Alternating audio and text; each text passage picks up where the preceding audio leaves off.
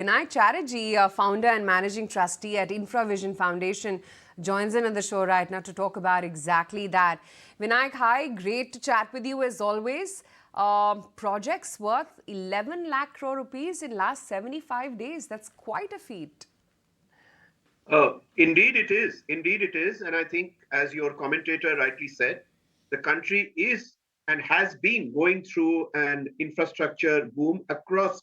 I mean, this is across sectors: roads, power, irrigation, railways, so airports, ports, logistics. It's across sectors and across the Indian subcontinent in terms of geographies, from the northeast to the north to the west.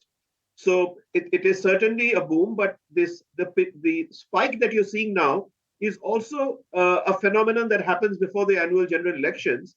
That before the code of conduct sets in, a whole lot of inaugurations happen, even if the projects are not 100% ready, and a whole lot of push is given for people to complete projects, announce new projects. So this is the pre-general election. It always happens that there is a peak in activity, but overall, it's a good thing. Over to you.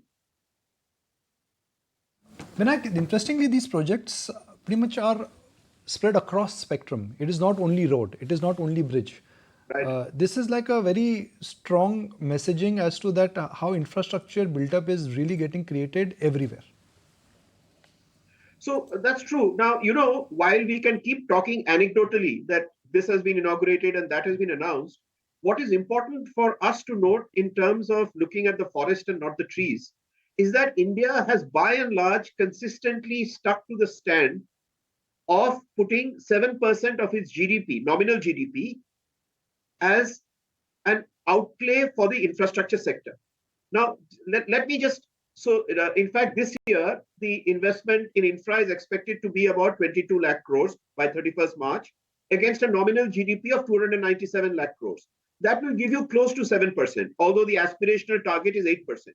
Now, if you step back a little and ask yourself if this commonly accepted aspirational number of 8% GCFI, gross capital formation in infrastructure, as a percentage of GDP, if this remains a consistent goal, which I would believe will be, because the government continues to use infrastructure investments as a pump primer of the economy generally, then remember, if you assume 7.5% economic growth and 4.5% inflation, then your nominal GDP is growing at 12%, which means by 2028-29, our nominal GDP will be about 523 lakh crores, of which 8% will be infra investments, a whopping 42 lakh crores, almost double the current spend in the next, at the end of the next 5 years. Now, can you imagine what 42 lakh crores in 1 year, 2028-29, would mean in terms of a massive uplift of the general state of infrastructure in the country, cross-sectorally and cross-geographically? So it's not just now. This is boom times for anybody who has got anything to do with investments in infrastructure, whether it is in the direct spend like construction, cement, steel, or whether it is the plethora of goods and services.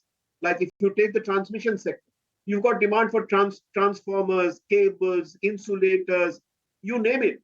And similarly for the road sector. So the next 5 years is going to be boom times for anybody connected with the infrastructure sector. Over to you. So one is really looking at the rate of change. Road is a clear example.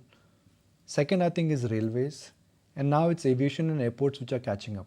But if one has to really looking at the rate of change in the overall bracket of 6-7 headlines, where do you think the rate of change is going to be exponential and linear in next 3 years? Well, in my view, it will be in the power sector. And let me give you, please indulge me for 2 minutes while I outline 6 major changes that are happening in the power sector, which leads me to give you a straight answer to a straight question. One, there is once again a realization that we cannot only depend upon renewables, and there is the agenda to step up coal thermal again by another 50 gigawatts. Now, 50 gigawatts is a large number. That's point number one. So point number one is back to thermal, back to coal. Point number two, Beyond putting installations in wind and solar, there is now increasing evidence that government is putting a lot of emphasis on the creation of renewable storage, largely to do with pump storage projects. That is creating a different kind of infrastructure push across the country so that you get round the clock renewables. Item number 3 is that to connect this huge upsurge in new installations of coal and renewables in remote parts of the country, companies like KEC and Kalpataru will confirm my telling you that there is currently a domestic boom in the orders for transmission lines and related projects. That's item number 3. Item number 4 is in the distribution sector. There is a massive quiet reform taking place. Smart meters are sweeping across the country. Time of day pricing is going to start from 1st April. There is a massive reduction in outstandings of discoms from 1,40,000 crores to 45,000 crores. And people haven't quite actually caught on to the fact that government has announced an enabling policy for second licensees across all distribution areas to actually start attacking the monopoly of state discoms. Item number 5 is the rise of rates in merchant power with the demand for power rising with the powering of the Indian economy. And there has been a certain hiatus in coal thermal and not so impressive pace of renewable installation. There is a very clear expectation that merchant rates are going to be rising in the medium term for the next 2 to 5 years. And therefore, that will very, very positively affect the share prices of generating companies. And my last point is that the government has now indicated and signaled a clear interest in moving ahead with it at a more rapid pace on nuclear power, both in terms of PPP formats in collaboration with Nuclear Power Corporation of India, as well as an alternative format for which an MOU has been signed in the last Indo-US dialogue of setting up what is called 300 megawatt SMR, small module reactors. So when you add up all of this, I would like to offer my suggestion that the most happening sector, in a situation where all sectors are going to do well, but the most happening sector is going to be the energy sector. But over to you. Happening sector would be the energy sector. Okay, within the energy sector, let's look at power, specifically, which you mentioned. Now, within power, you've outlined 6 points brilliantly. So thank you very much for that. I mean, I've really learned a lot in that 6-minute, pointer from you. I'll pick up an old example, which is that we've seen a resurgence and a similar kind of an excitement in the power cycle about a decade ago. Everybody entered into the power cycle. Reliance, Adani, GMR, Lanco, every corporate who was not in power was drawn into invest in power. How are the dynamics this time different? Because that time also we saw India will grow, demand will grow, merchant power prices were done, PPAs were signed up, but then we all know that the downfall also was like a scary one. How is this cycle different? Very clearly, again, a straight answer to a straight question is the reformed behavior of discoms. It is the wanton delay of payments by distribution companies and the non-respect for signed agreements, PPAs, that led to a host of power plants becoming NPA, and that was a national disaster, a national waste of capital expenditure. And as a citizen, I think we were all very concerned. It was the abject behavior of discoms, and that scenario has changed.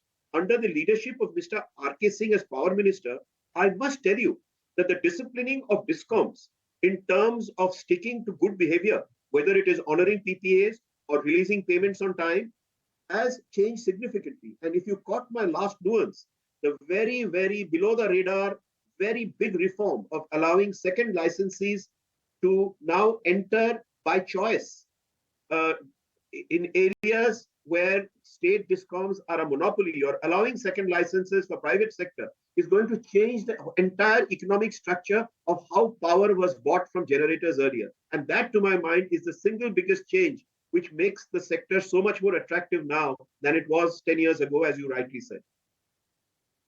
Question again related to the power sector and really the first part of that 6-point masterclass, which is that we've looked at alternatives now. So within the alternatives, there is sun, there is wind, and then there is hydrogen. Out of the 3 subsectors of the so-called new energy basket, which are the one you are excited about? Sun, very clearly sun, because the sun format is now proven. I mean, there are vast areas of the country where power projects are now taking shape, and transmission lines are being done, and modules are available with some question marks in time. Wind is a bit of a problem because wind, the investor appetite has actually a little dampened because of this ding dong between reverse auction and feed-in tariffs, and that hasn't settled down yet. But the point is that many bids are coming in what is called the hybrid format, that you put up an area of solar modules, and in between you intersperse with wind. So that's good for wind. Nuclear is some time away, and therefore the real question is that the bet is on solar, very clearly. Always look forward to have you on the channel, and this is one engagement where I personally learn a lot, so thank you very much. Thank you for having me on the channel. If you like this video, then like, share and subscribe to ET Now.